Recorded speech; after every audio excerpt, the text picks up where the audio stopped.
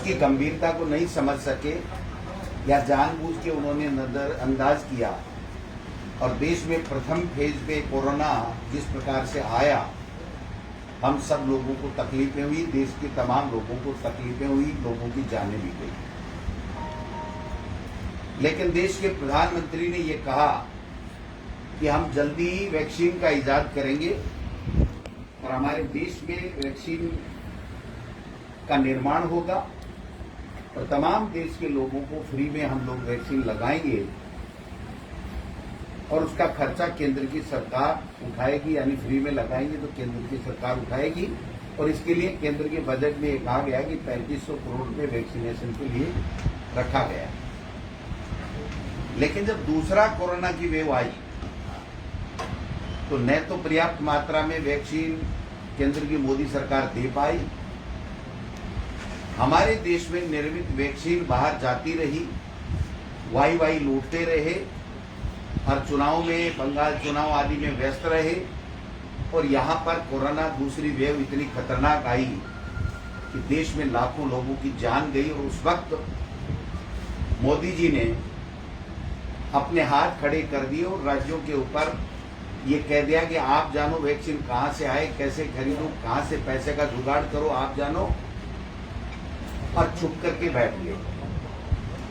हमारी नेता राष्ट्रीय अध्यक्ष आदरणीय सोनिया गांधी जी ने, पूर्व प्रधानमंत्री मनमोहन सिंह जी ने, हमारे नेता राहुल गांधी जी ने और अन्य विपक्षी दलों के तमाम नेताओं ने देश के प्रधानमंत्री से गुजारिश की कि कोरोना की दूसरी वेव बड़ी खतरनाक है, आप लोग वैक्सीन लगाइए, यही हमारे पास में उपचार है, इसके अलावा कोई उपचार नहीं है।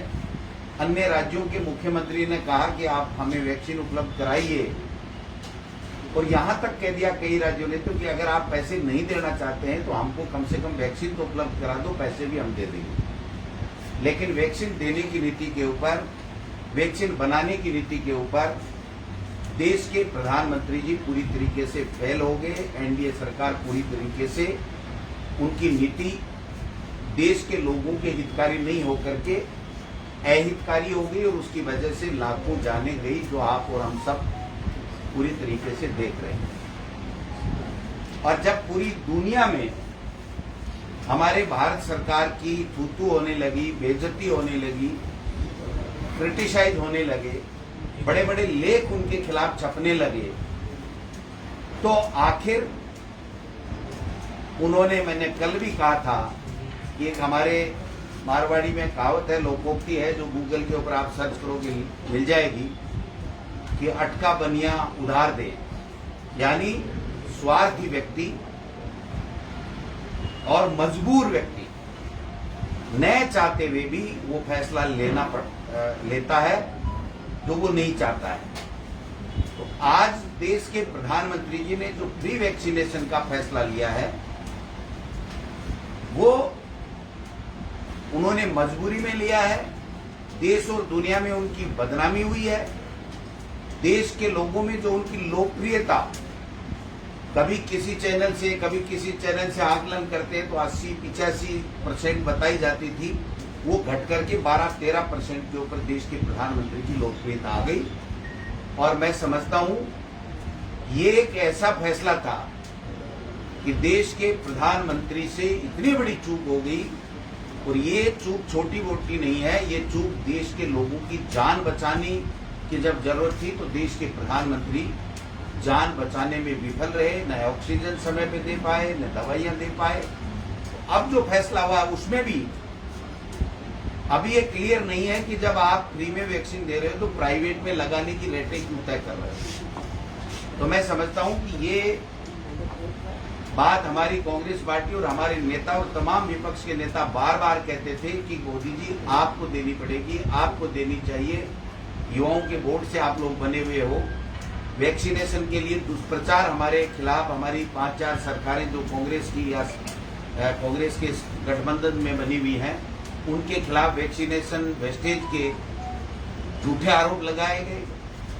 10% की उनकी छूट दी, राजस्थान में 2% वैक्सीनेशन वेस्ट नहीं हुई, और बहुत ही शानदार तरीके से देश में पहला राज्य राजस्थान जहां पे सबसे ज्यादा अच्छे तरीके से वैक्सीनेशन हुआ लेकिन जानबूझ के फिर उस वैक्सीनेशन को रोका गया, वैक्सीन उपलब्ध नहीं कराई गई और इस तरीके का प्रोपेगेंडा कर करके और बदनाम करने की कुचेष्टा की गई जो कामयाब नहीं हो सके। अब देर आए दुरुस्त आए, लेकिन देश के प्रधानमंत्री जी से आग्रह करना चाहता हूं कि 18 से कम के बच्चों के लिए भी आप ऐसा कोई प्रयास कीजिए जिससे उनकी जान बच सके, उनको भी वैक्सीन कराने की आवश्यकता है। क्योंकि जब 18 से कम के बच्चे, हमारी स्कूली शिक्षा जो है उसमें तो फिर कोई नहीं जा पाएगा जब तक वैक्सीन नहीं होगी, तो हमारे पास में क्या ऑप्शन है, इस दिशा में भी काम करना चाहिए। जब प्रियंका जी ने और हमारी पार्टी के नेताओं ने, विपक्षी प्रमुख नेताओं ने सीबीएसई की एग्जाम को कैंसिल करने की बात कही, तो न चाहते हुए भी, ये कहावत और लोकोक्ति उनके ऊपर उस वहां भी फिट होती है कि न चाहते हुए भी देश के युवाओं और प्रमुख विपक्षी नेताओं ने जो उनको घेरा, उसकी वजह से उन्होंने इस तरीके का फैसला किया। अब दूसरा जो मैं कहना चाह रहा हूं कि 11 जून को अखिल भारतीय कांग्रेस कमेटी ने निर्देश दिए हैं कि हमारे तमाम कांग्रेस पार्टी के पदाधिकारी, एमएलए, एमएलसी, सांसद, पूर्व सांसद, सीडब्ल्यूसी के मेंबर, निवर्तमान जिलाध्यक्ष, ब्लॉक अध्यक्ष, तमाम लोग 11 से पहले वर्चुअल बैठक करके जिला कांग्रेस कमेटियों की एक तय करेंगे। पेट्रोल पंपों का स्थान चिन्हित करेंगे और तख्तियां बना करके कोरोना गाइडलाइन की पालना करते हुए वो विरोध प्रदर्शन करेंगे। क्योंकि जो महंगाई के हाल हैं वो मैं आपको बताना चाहता हूं, जिसके कारण से आम लोग दुखी हैं, जीना दूभर हो गया है।